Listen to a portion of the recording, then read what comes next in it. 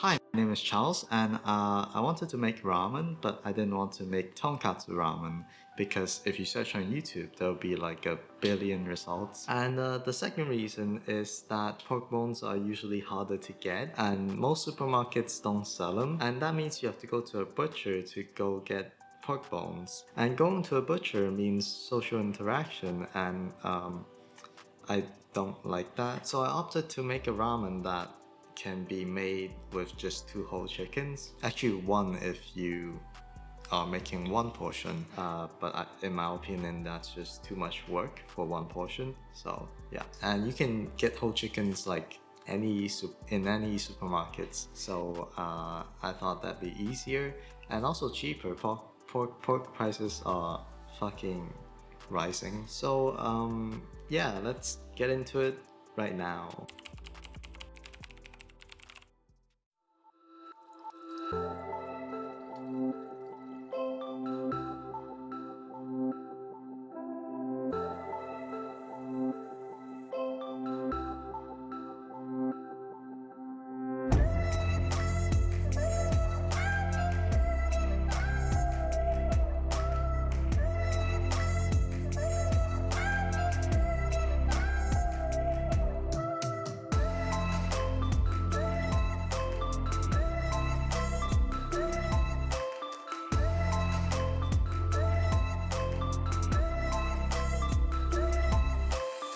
Start off this recipe by butchering two whole chicken for the carcass and the wings for the broth, and the chicken legs for the chicken chashu. Yes, we are making chicken chashu is a thing, and it's good. As for the breast and the fillet, you can just do whatever you want with them. I usually just fry them up to eat. You may be able to get everything already separated at a butcher shop, but as I mentioned before, I don't like going to a butcher shop. Now trim away most of the fat on the carcass and keep it for making the aroma oil. The chicken tail generally has a lot of fat as well, so if you're not using that for other things like yakitori, group them into the fat as well. Now put all the carcasses and wings into a pot and fill it with room temperature water. Bring that to a boil and a lot of foam will appear on top.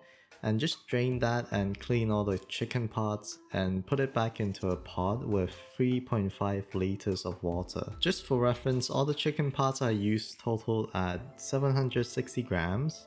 So yeah, bring it to a simmer and continue to simmer at a low heat for 4 to 6 hours. Although I admit I didn't want to use the gas stove for 4 to 6 hours continuously, so I used an electric cooker, which took way longer, but a low heat from a gas stove will take 4 to 6 hours roughly. During this time, cut up 5 slices of carrots, quarter of an onion, roughly 40 grams, half a Tokyo onion, 1 small apple or half an apple, roughly 70 grams, 2 cloves of garlic, and a knob of ginger around 10 grams. Checking back on the broth, the water should have significantly reduced and the bones should be soft enough to be crushed easily with a whatever that thing is called.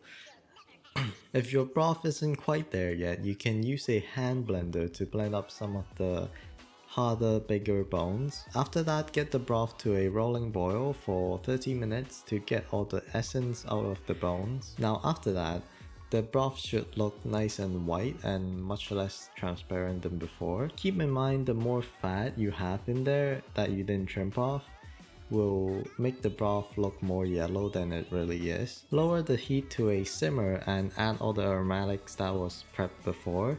Simmer for 1.5 hours. Drain it out to a jar and let cool until it's roughly room temperature and put it into a fridge overnight. It should have become somewhat jelly-like and all the fat has set on top of the liquid. Remove and keep that fat if you want an easy way to make aroma oil by just evaporating it in a pan or pot, but it will have more or less the same flavor profile as the broth, so it doesn't add much depth to your ramen. So instead, You can get all the fat you trimmed off and dice them into roughly 1 centimeter chunks. Put them into a pot and render the fat out on a low heat. This will take about half an hour, but it could take more depending on the dimensions of the fat that you cut. While that's doing its thing, slice up half an onion, crush 2 cloves of garlic, 3 slices of ginger, and a handful of sliced shallots,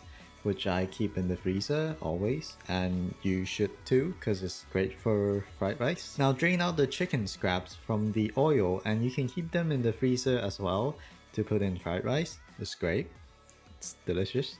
Pour the rendered oil back into the pot and add 50% more vegetable oil by weight alongside the aromatics until all the aromatics have shrunken and are golden brown. This helps add complexity of flavors, and also the oil doesn't go completely solid in the fridge, which most animal oils do. Frying the aromatics directly in the chicken oil will lessen the flavor of the chicken oil by a little, but doing it separately is just not worth the time in my opinion. But if you want to do the aromatics in vegetable oils and then combine it with the chicken oil, you can do that. Now to make the chicken chashu, start with deboning the chicken leg that was separated from the 2 whole chicken. Flatten it by butterflying any bits that sticks out, and with the flattened drumstick at the bottom end and the chicken oyster positioned at the top. Roll the chicken in starting from the top and tie it tightly with a rope. Now on a hot pan, like real fucking hot, lay the rolled chicken into the pan to get a good quick sear. Once the chicken rolls are golden brown all around, take it out and put it to the side while we do the marinade. In a pot, add 80 grams of sake and bring that to a simmer. Then you either continue to simmer to evaporate all the alcohol or torch it, which is what I did, because I can. Once all the alcohol has all evaporated, you can put in 80 grams of soy sauce and 45 grams of sugar. And once the sugar has melted, add 160 grams of water along with the chicken rolls from before. I forgot to do this, but add some green onion and ginger if you can. Simmer that for 25 minutes.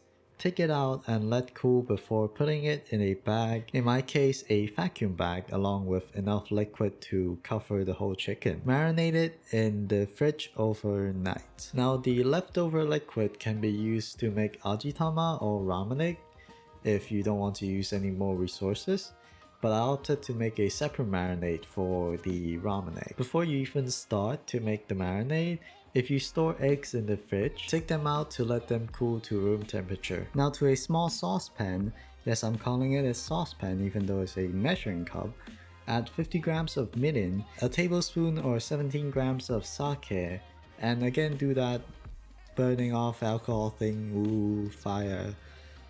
Now add a tablespoon or 17 grams of sugar to melt, along with 50 grams of soy sauce and 21 grams of vinegar after the sugar has melted, and that's the marinade basically. Now bring a pot full of water to a boil, ideally higher than like 1.5 inch, and slowly lower the eggs into the pot. This way the egg gets more time to change temperature and doesn't risk cracking. Now turn it down to a gentle boil and cook the eggs for 6.5 minutes. While that's happening, fill a bowl with water and ice.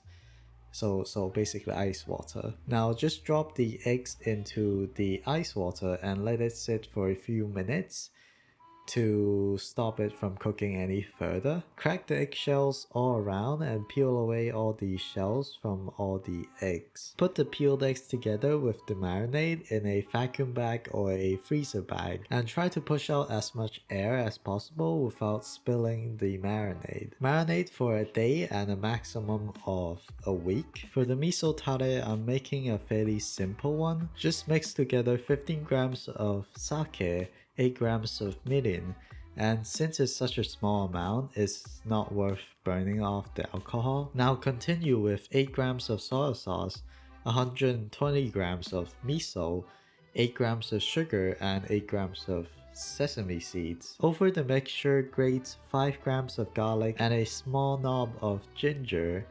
And that's Miso Tare done, basically. Probably the easiest tare I've ever done. Now to accompany this creamy miso broth, a curlier, chewier Sapporo style noodles is best. Now to a bowl, add 97 grams of high protein flour. I used one that was 13.5% in protein, and then 3 grams of phyto wheat gluten. These things contain like 75% protein and adds like a lot more to the chewiness of the noodles. So if you want to make ramen frequently, I suggest buying a 500 gram pack of these. 500 grams is usually the smallest amount you can buy. Add 1 grams of salt and just whisk till they're combined. To a jar on the side, add 41 grams of water and then 1.3 grams of alkaline or lye water for that chewy texture and that iconic yellow transparent look that you get out of restaurant ramen noodles, although mostly it's here for the chewy part. Gradually pour the liquid into the flour and try to hydrate all the dry flour so minimal dry flour is left in the bowl. Toss the clumps around and let it rest with a clinging film on for 30 minutes. You'll find the water have come back out and the clumps are now stickier, which then allows you to form a dough. Put that dough onto a flat working surface and roll it out to half a centimeter thick. Now run it through a pasta machine at the widest setting, and since it's such a stiff dough, if you didn't roll it thin enough before you pass it through, there's a chance you might break the pasta machine. So don't say I didn't warn you. But if it did break, I'll put a normal link down below for the one I used, and definitely not an affiliate link. I'll put all the other things I used in the video as well, including the place where I get my knives, actually, specifically this knife, and also the ingredients list is also there, so if you didn't know. Now roll the sheet of dough through the pasta machine again at the second widest setting, followed by the third widest setting. Now with this thin sheet of dough, fold it lengthwise and roll the sheet of dough into the pasta machine at the widest setting again, followed by the second widest and then the third widest. You see where I'm going with this, so let me not waste any more breath. Continue to repeat that for 3 to 4 times until you can visibly see the long gluten strands and the surface becomes smooth. Cover and let it rest for 10 minutes. Now just pass it through the pasta machine one last time, but this time to your desired thinness. But for most cases, I will stop at the 4th widest setting. Now pass it through the attachment that makes noodles to make noodles. Now just dust some rice flour on top and wrap each portion into a neat bundle. Just so you know, this is ingredients for 1 portion, like 1 human portion of ramen noodles, but you don't have much control over the length because it's determined by how much the dough can stretch out to. So it's always going to be shorter than the ones you find at restaurants. So usually what I do is I triple the recipe and use it to do 2 portions. So that way I can cut the noodles at exactly the length I need it to. In this case 40 centimeters because that's the standard for ramen noodles. Before you get to assembling the ramen, get the chicken chashu and the egg out of the marinade and cut the chashu into thin slices. And for the egg, if you cut it normally with a knife, it's not a problem. But some of the egg yolk, because it's like semi-raw, it will get stuck onto the knife. So what people do is they use a fishing line, and then they press it through the ramen egg, so there's no surface area for the egg yolk to catch onto. But I didn't have a fishing line, so I tried using floss, which is the closest thing I have to a fishing line, but it didn't work so well, so I just stuck with the knife. Now if you have the luxury, get a blowtorch and slightly torch the surface of the chashu that you just cut, and that will, 1, warm up the chashu because you probably have it in the fridge, and 2nd, get that nice Maillard reaction going. So Maillard reaction means flavor, so that's what you want. Now get 450 grams of the broth, put it into a pot and get it to a gentle boil with the lid on so the liquid doesn't get reduced that much in the time where you prepare a big pot of boiling water for cooking the ramen noodles. And because once the ramen noodles is in that boiling water cooking, it's between you assembling the ramen fast enough and the ramen noodles overcooking.